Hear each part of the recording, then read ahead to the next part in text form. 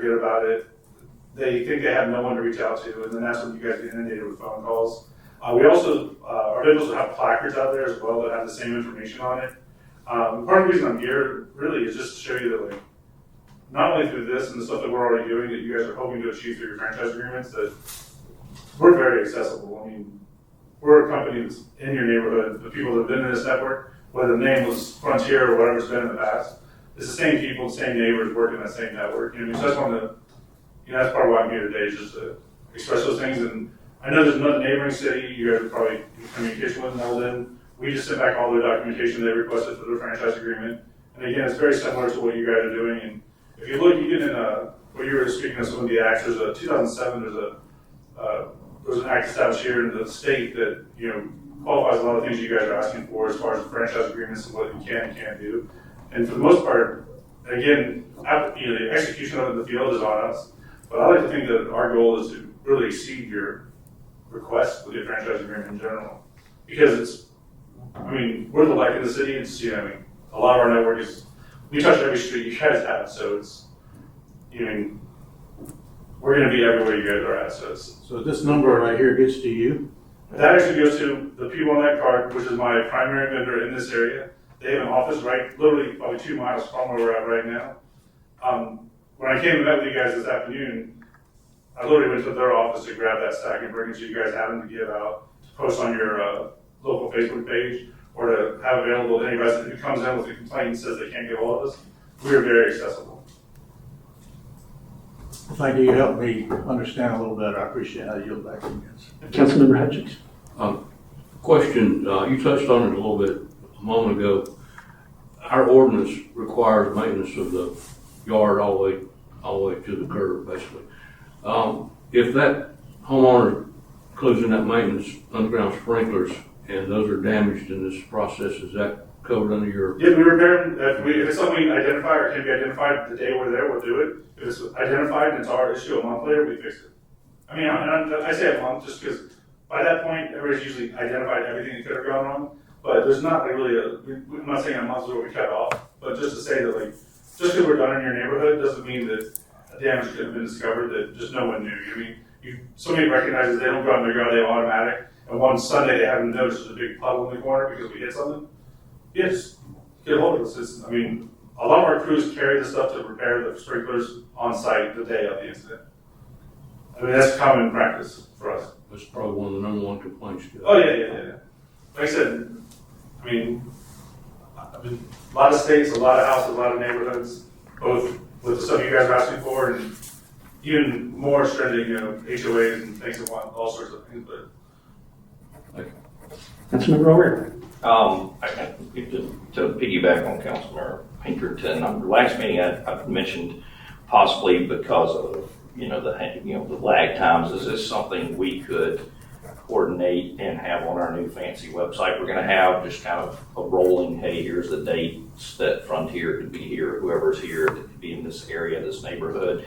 That way the citizens could at least come to our city website and say, hey, if they show up, there's a couple flags out there, then go, let me go see if there's anything, and boom, there it is. So we can try to keep up with those. I know Frontier today, when he was here meeting with Charlene, I think you provided her with a list of neighborhoods where you plan to do projects. I showed an overview. Mm-hmm. Again, just to offer what information I can get available. And what you're asking for is pretty common. There are a lot of cities I've been in where they have a local Facebook page. And again, pending permitting, utility locations and stuff like that, we send a list of the street we're going to be on, like the neighborhood. So then they post on their Facebook page at the beginning of the month. And to me, it's not that you get the timing exactly right. It's the accessibility of the information. You could put out there on May 1st, say, hey, we're going to get to Poinsettia or whatever. And if you get there in July, it's there. And that way, if they reference back, if they go, what's going on in my neighborhood, and they come to the city website, oh, okay, and at least have an answer. That doesn't mean they still might not like the answer, but they have an answer. So, yeah, I think if we could, that would be a pretty efficient way to notify people. Look, thanks.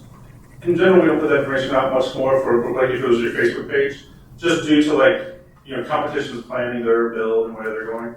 But we have, like I said, other cities, we offer that information easily. You have the permits, you can see where we're going and what we want to do. But we can be even more, have a monthly email that comes to you and you post out on your Facebook page or whatever and say, hey, this is where they're going to be, in the coming month.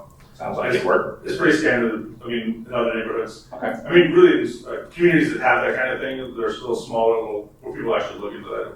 All right. Yeah, these are all pretty common practice for us to do. Appreciate it. Yeah. So, on the motion to approve on second reading of O-2024-04 fiber franchise ordinance, all in favor signify by saying yes. Yes. All opposed signify by saying no.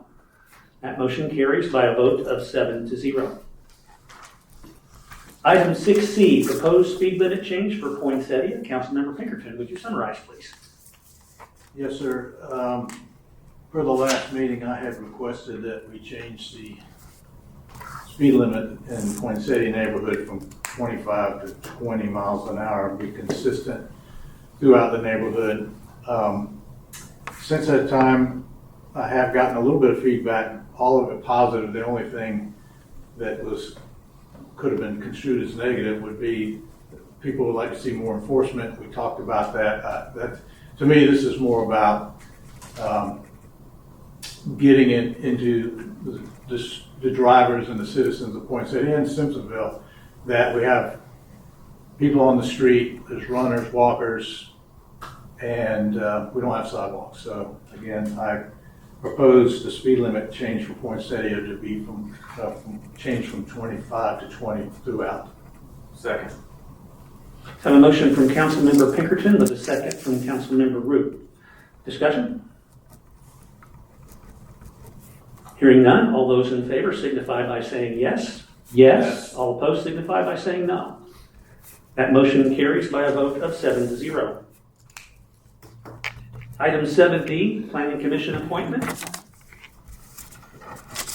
Mr. Derby, if you will walk us through that process, please. Yes, sir. Good evening, Council and Mayor. This is something we only do at the end of the year. Seats come available. We did have one come up this year. Ms. George Johnson has stepped down. We got her spot vacant. Planning Commission is a 4-year term. Ms. Johnson's already serving, so her term comes up December 2026. So we've received several applications, I think 10 total. 7 of them were reviewed by planning staff to be qualified for our ordinance. And those have been provided to you with 8 ballots. So at this time, you can just select one, sign it. Make our sign. Yes, these are signed copies of the ordinances.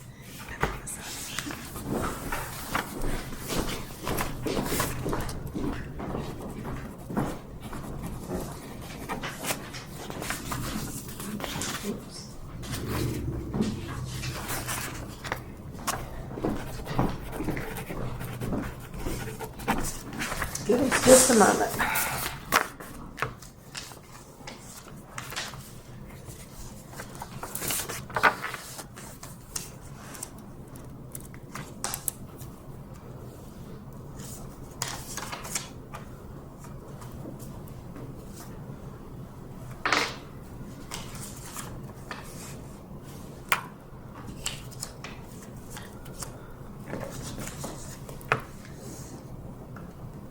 Okay, so there are 3 votes for Elliot Hishorn, 2 votes for Scott Causey, 2 votes for Stockton Wells.